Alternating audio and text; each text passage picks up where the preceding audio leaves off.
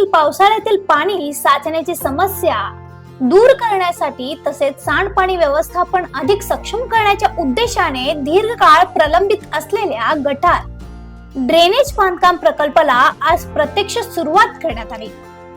यावेळी आमदार आसिफ उर्फ राजू सेठ यांचे सुपुत्र अमान सेठ यांनी स्थानिक नगरसेवकांसह कामाची पाहणी केली। त्यांनी परिसरातील नागरिकांशी संवाद साधत त्यांच्या नागरी समस्यांची माहिती घेतली आणि विकास कामाबाबत सूचना व अभिप्राय जाणून घेतले।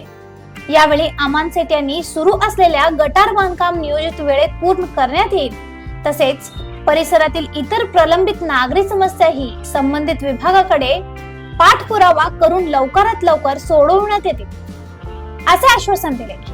हा उपक्रम आमदार आसिफ उर्फ राजू सेठ यांच्या मतदारसंघातील मूलभूत सुविधा अधिक सक्षम करण्याच्या आणि प्रत्येक भागात विकास कामे पोहोचवण्याच्या सातत्यपूर्ण प्रयत्नांचा एक भाग असल्याचे यावेळी सांगण्यात आले। या प्रसंगी परिसरातील नगरसेवक, स्थानिक नेते, नागरिक तसेच पक्षाचे पदाधिकारी आणि कार्यकर्ते मोठ्या संख्येने उपस्थित होते।